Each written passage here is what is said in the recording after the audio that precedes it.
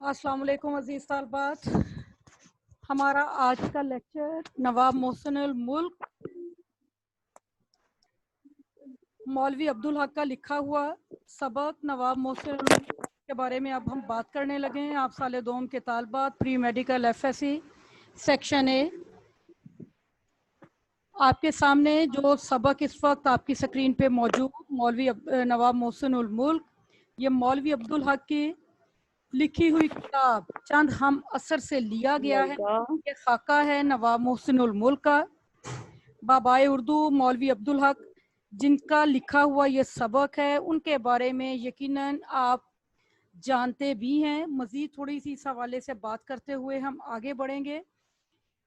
मौलवी अब्दुल हक ने उर्दू ज़ुबान की तरक्की और तरवीज के लिए बेपनाह कोशिशें की। उन्होंने अपनी ज़िंदगी को हकीकी मायनों में उर्दू के लिए वक्फ कर दिया। वो उर्दू की तरवीज और अशात के लिए हैदराबाद में भी मुकीम रहे हैं, वहाँ पर दारुल तर्जुमा कायम हुआ है और ये सारी की सारी कोशिशें मौलवी अब्दुल हक की थी।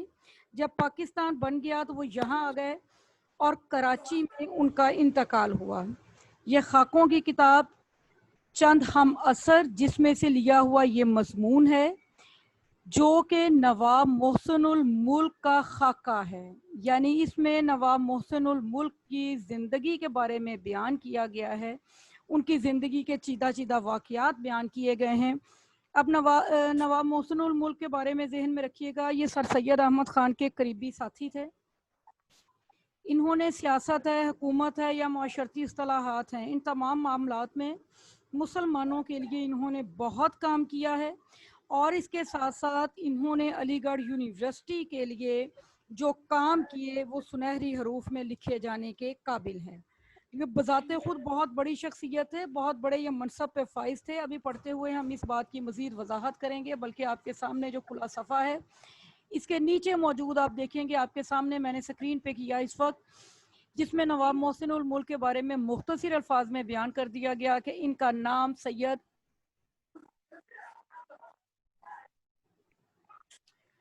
मेहदी अली ख़ान है। ये सर सैयद अहमद ख़ान के करीबी साथियों में से हैं। हैदराबाद दक्कन में बोर्ड ऑफ रेवेन्यू के सरबराह हैं और सर सैयद की वफ़ात के बाद अलीगढ़ कॉलेज के सेक्रेटरी बने हैं। अपनी दानिशमंदी से कॉलेज को यूनिवर्सिटी के दर्जे तक पहुंचाया है और जब मुस्लिम लीग कायम हुई तो उसके जनरल सेक्रेटरी बने हैं। इनके मुसलमान हिंद पर बेपनाह एहसानात हैं। अब सबक की तरफ आइएगा। कुदरत ने नवाब मोहसिन उल मुल्क मरहूम को बहुत सी खूबियाँ अता की। वजाहत, जहानत, खुशबयानी और फ़यासी उनकी ऐसी आम और मुमताज़ सफ़ात थी कि एक राह चलता भी चंद मिनट की बातचीत में मालूम कर लेता था। अब ये जो खूबियाँ हैं इनकी, जिनके इनके बारे में डॉक्टर मौलवी अब्दुल हक कहते हैं कि ये वो खूबियाँ थी, यानी उनकी खूबसूरती है, उनकी खुश बयानी है, यानी खुश गुफ्तारी है, उनकी सखावत है कि जिससे राह चलता एक लम्हे के लिए उनके पास रुकता तो उसे पता चल जाता कि ये कितने बड़ी शख्सियत हैं। खिताब या नाम अटकल से रख दिए जाते हैं। आमतौर पे आपको पता है किसी को भी हमने खिताब देना है, हम उसे अंदाजे से वो नाम दे देते हैं, अटकल से यानी अंदाजे से वो नाम दे दिया जाता है और मुसम्मा की खसूसियात का इनमें मुतलिक लिहाज नहीं होता। यानी जिसको ये खिताब दिया जा रहा है उसकी खूबियों का इसमें किसी किस्म का कोई लिहाज नहीं किया जाता।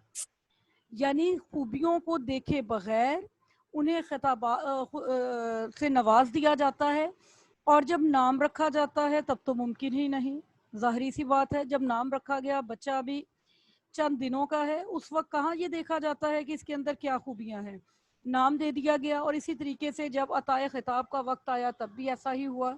लेकिन मौलवी अब्दुल हक कहते हैं कि नवाब मोहसिन उल मुल्क के इसको जो दिया हुआ खिताब है ये उन पे बहुत मौजू निकला। नवाब साहिब का खिताब मोहसिन उल मुल्क है। इस लफ्ज़ पे गौर कर लीजिएगा, मोहसन एहसान करने वाला, मुल्क, मुल्क पे यानी उनका जो नाम जो इस वक्त मशहूर है यानी नवाब मोहसिन उल मुल्क, ये दर हकीकत उनका खिताब है जिसमें ये बताया गया है कि उनके कितने एहसानात जो हैं वो मुल्क पे हैं। और मौलवी साहब कहते हैं یہ نام ان پہ بالکل ٹھیک بیٹھتا تھا، کیونکہ انہوں نے حقیقت میں اپنی قوم کے لیے بہت کام کیا۔ ان میں پارس پتھر کی خاصیت تھی۔ پارس پتھر کہا جاتا ہے اس پتھر کو جس پہ لوہا لگ جائے تو وہ کندن بن جاتا ہے، اور نواب محسن الملک کے بارے میں بھی ڈاکٹر صاحب یہی بات بیان کرتے ہیں کہ وہ پارس پتھر کی مانند تھے کہ جو کوئی ان سے چھو جاتا وہ کندن کا بن جاتا، یعنی خالص سونے کا بن جاتا۔ اگر کسی نے سلام بھی کر لیا تو ان پر اس کا بار رہتا، جب تک اس کا معاوضہ نہ کر لیتے انہیں چین نہ آتا، یہاں تک کہ وہ اپنے دشمن کو بھی نہ بھولتے۔ یعنی نواب محسن الملک کے لیے کسی کے سلام کو بھی اپنے اوپر رکھنا مشکل تھا، وہ اس احسان کو بھی فوری طور پہ اتارتے، اور یہ میں ذاتی علم سے کہتا ہوں وہ بھی ان کے زیر بار منت تھے۔ یعنی جو دشمن تھے نا، وہ بھی ان کے ممنون احسان تھے، ان کے احسانوں کے بوجھ تلے دبے ہوئے تھے۔ سیاسی مصلحتیں بعض اوقات اہل حکومت کو مجبور کرتی ہیں کہ وہ ان افراد کو جو ان کی حکومت کی راہ میں حائل ہیں دودھ کی مکھی کی طرح نکال کر پھینک دیں۔ مرحوم کو بھی کبھی کبھی ایسا کرنا پڑتا، لیکن انہوں نے اس ناگوار اور دل شکن کام کو اس خوبی اور سلیقے سے کیا کہ مخالف ہونے پر بھی محسن الملک کو دعائیں دیتے گئے اور جب تک زندہ رہے ان کے شکر گزار رہے۔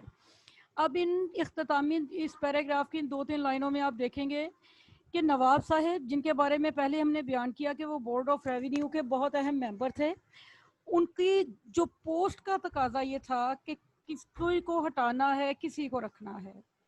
سیاسی مصلحتیں جو تھی ان کے سامنے تھیں۔ اب وہ یہ سارا کام اس طریقے سے کرتے کہ وہ کبھی بھی دوسروں کے لیے دل شکنی کا سبب نہ بنے۔ آپ ایسی خوبصورتی سے یہ کام کرتے تھے کہ وہ شخص نواب محسن الملک کو دعائیں دیتا جاتا جسے انہوں نے اسے نکالا ہوتا، کیونکہ نواب صاحب کی مجبوری تھی، لیکن وہ اپنے طرز عمل سے اس کے دل میں کسی بھی قسم کے قدورت کے جذبات نہ رہنے دیتے۔ وہ جوہر قابل تھے مگر موقع کی طاق میں تھے۔ ان کے اندر اللہ تعالیٰ نے بہت بڑی جو خوبیاں تھیں وہ رکھ دی تھیں، ان کے اندر بے پناہ خوبیاں تھیں، جوہر قابل تھے، یعنی بہت سی خوبیوں کے حامل تھے، لیکن وہ اس معاملے کی طاق میں تھے کہ انہیں موقع مل جائے۔ حیدرآباد میں ان کی سیاست دانی، تدبر اور انتظامی قابلیت کے جوہر کھلے، ان کا ذہن ایسا رسا، ان کی طبیعت ایسی حاضر، ان کے اوسان ایسے بجا اور معاملات اور واقعات پر ایسا عبور تھا کہ بڑے بڑے پوجیدہ معاملات کو باتوں باتوں میں سلجھا دیتے تھے۔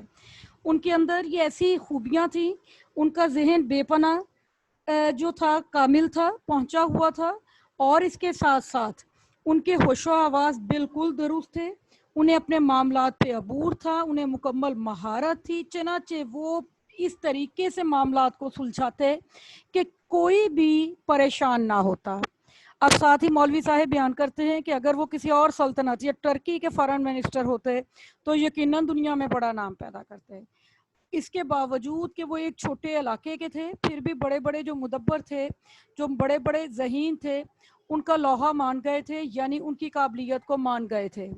یوں تو انفرادی اور اجتماعی حیثیت سے نواب صاحب مرحوم کے احسانات حیدرآباد اور اہل حیدرآباد پر بے شمار تھے، یعنی ان کے احسانات کو شمار کرنا بہت مشکل ہے، لیکن ریاست کے نظم و نسق میں چند چیزیں خاص ہیں۔ یعنی وہ کون کون سی ہیں؟ ریاست کا بجٹ نواب صاحب نے مرتب کیا، اور مصر کے بجٹ کے نمونے پر تھا جو وہاں انگریزی نگرانی کے بعد پہلی بار تیار ہوا تھا۔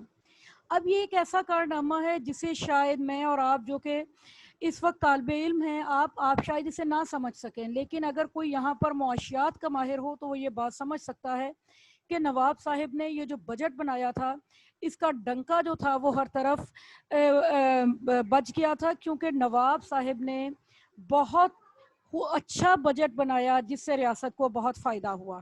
بندوبست کا محکمہ بھی انہی کا قائم کیا ہوا تھا جس نے اراضی کی پیمائش کا کام کیا۔ اس کے علاوہ فنانس اور مال گزاری میں بہت سی اصطلاحیں کی جن کی تفصیل کا یہ موقع نہیں، یہ ان کے سوانح نویس کا کام ہے۔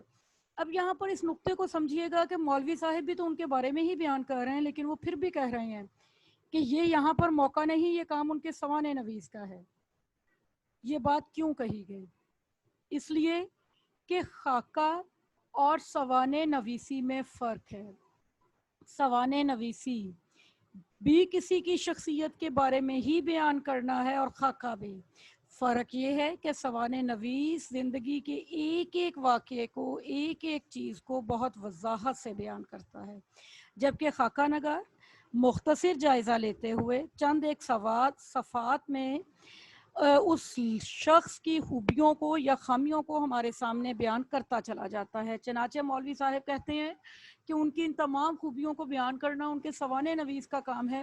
میں مختصر جائزہ لیتے ہوئے آگے بڑھتا چلا جاؤں گا. اب حیدرآباد میں بڑے بڑے لوگ آئے اور گئے، لیکن اب تک کسی کو وہ مقبولیت اور ہر دل عزیزی حاصل نہیں ہوئی جو نواب محسن الملک کو ہوئی. ہمارے ملک میں خوش آمدیوں کی کوئی کمی نہیں، وہ ہر بڑے اور صاحب اقتدار آدمی پر اس طرح ٹوٹ کر گرتے ہیں جیسے شہد پر مکھیاں. اب اس پیراگراف پہ آپ غور کیجئے گا، مولوی صاحب نے ہماری زندگی کا ایک بہت بڑا المیہ ہی کہہ لیجئے اسے جو ہمارے سامنے بیان کیا ہے. ہم خوشامد پرست لوگ جو اس وقت تک کسی کی بھی عزت کرتے ہیں جب تک وہ عہدے میں ہے. جیسے ہی عہدہ گیا اس شخص کی کوئی اہمیت نہیں رہتی، یعنی ہماری نظر میں انسانوں کے سے زیادہ ان کے عہدوں کی اہمیت ہے. جبکہ نواب محسن الملک کے ساتھ ایسا نہیں تھا. جب وہ ریٹائر ہوئے ہیں، اپنی اس نوکری سے فارغ ہوئے ہیں، تو رخصت کے وقت حیدرآباد میں کوہرام مچ گیا اور ہزارہ افراد کا ٹھٹ یعنی ہجوم اسٹیشن کے باہر اور اندر لگا ہوا تھا. سینکڑوں آدمی جس میں امیر، غریب، بیوائیں اور یتیم تھے، وہ سب کے سب رو رہے تھے. اب آخری فقرہ آپ دیکھیے استجاب کے انداز میں مولوی صاحب بیان کرتے ہیں. وہ یہ ہے کہ وہ کیا چیز تھی جس نے چھوٹے بڑے سب کا دل مو لیا تھا. یعنی یہاں پر وہ سوال نہیں استجاب کر رہے، سوال نہیں ہے، بلکہ وہ حیران ہو کر یہ بات پوچھ رہے ہیں کہ وہ چھوٹے بڑے جس نے ان کا دل مو لیا. یہ سوال نہیں ہے. یہاں پر وہ یہ بات بیان کرنا چاہتے ہیں، یہ ان کا طرز عمل تھا، یہ ان کا حسن سلوک تھا، یہ ان کی خوبیاں تھیں جن کی وجہ سے لوگ ان کے جانے کے وقت بے پناہ پریشان اور رو رہے تھے. جس زمانے میں نواب صاحب پیدا ہوئے اور ہوش سنبھالا، مسلمانوں میں مذہبی جذبہ بہت بڑا ہوا تھا. اس کے متعدد اسباب تھے، ان میں سے شاید ایک یہ بھی تھا کہ جب انسان ہر طرف سے مایوس ہو جاتا ہے تو مذہب کی پناہ لیتا ہے. اب اس دور کو ذرا ذہن میں رکھیے گا. نواب محسن الملک کی جو دور تھا ان کا، نواب صاحب کا، اسے اپنے ذہن میں رکھیے گا. یہ بالکل وہ دور ہے جب کہ سر سید احمد خان وفات پا چکے ہیں اور اس کے بعد جو ہے قیام پاکستان کی تحریک جو ہے وہ شروع ہونے کے قریب ہے. مسلمانوں سے ان کی جائیدادیں، ان کے مال و اسباب، ان کی جاؤ حشمت، ہر چیز چھین چکی ہے. اب صرف ایک چیز تھی جو ان کے پاس تھی، وہ تھا مذہب. اور مذہب کو انہوں نے سینے سے لگا لیا اور اس طریقے سے لگایا کہ ذرا سی بھی بدگمانی ہوتی تو ان کے جذبات بھڑک اٹھتے. اور کوئی ہی مصنف یا ادیب تھا جس نے مذہب پر قلم فرسائی نہ کی ہو، یعنی قلم نہ اٹھایا ہو.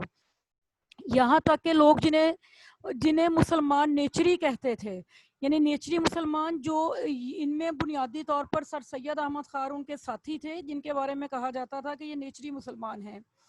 انہیں عام مسلمان بد مذہب اور بد عقیدہ سمجھتے تھے. ان کا اوڑھنا بچھونا بھی مذہب تھا. سر سید احمد خان تو خیر ان کے مرشد ہی تھے. ان کے حلقے کے دوسرے رکن جناب نواب محسن الملک خالی، مولوی مشتاق حسین، شبلی، چراغ علی، نذیر احمد وغیرہ خواہ کچھ بھی لکھتے تان مذہب پر ہی ٹوٹتی تھی. نواب صاحب مرحوم کو ابتدا ہی سے مذہبی لگاؤ تھا. پہلے وہ میلاد پڑھتے اور واز کہتے تھے. ان کی ایک ہی تصنیف ہے جو خالص مذہبی ہے، ورنہ اس کے علاوہ ان کی جتنی تحریریں ہیں وہ یا تو علمی و معاشرتی یا تعلیمی ہیں. اب اگر ہم نواب محسن الملک کی طرف دیکھیں تو ان کی جو تصانیف ہیں وہ ان میں بھی یہی رنگ زیادہ نمایاں تھا. علمی تصانیف بھی ہیں، باقی بھی ہیں، لیکن اس کے ساتھ ساتھ ان کی تصانیف میں سے جو ہیں مذہب کے بارے میں بھی تصانیف موجود ہیں. اور ان کے لکھنے میں اعلیٰ درجے کے ادیبوں کی چاہے شان نہیں تھی، لیکن ادبیت شان پائی جاتی تھی. روانی تھی، فصاحت تھی، تسلسل بیان تھا. ان کے کلام کی یہ نمایاں خصوصیات تھی، انگریزی نہیں جانتے تھے لیکن انگریزی کتابیں پڑھوا کر سنتے تھے۔ یہ ان کا علمی، آپ دیکھیں کہ ان کا علمی لحاظ سے ان کا قد کتنا بڑا تھا کہ وہ اپنے آپ کو تعلیم سے وابستہ رکھتے اور جدید تعلیم جو ہے اس سے کسی طرح بھی انکار نہیں کرتے تھے، بلکہ اپنے مضامین میں انگریزی جو خیالات تھے انہیں بھی لے کر آتے تھے، یعنی وہ انگریزی سیکھتے بھی تھے اور اس سے استفادہ بھی کرتے تھے۔ اب آگے جو ان کی اور خوبیاں بیان کی گئی ہیں کہ تقریر کے وقت منہ سے پھول جھڑتے، آواز میں شیرینی تھی، دلکشی تھی۔ اکثر لوگ جو ان سے ملنے آتے، گفتگو کرتے تو ان کی ذہانت اور لیاقت کے قائل ہو جاتے۔ ان کی خوش بیانی ایسی تھی کہ مخالف بھی مان جاتے۔ آج کا لیکچر ہم یہیں تک رکھیں گے، بقیہ آدھا سبق انشاءاللہ کل مکمل کیا جائے گا۔ اب اس حوالے سے آپ کوئی سوال کرنا چاہیں تو آپ کر سکتے ہیں۔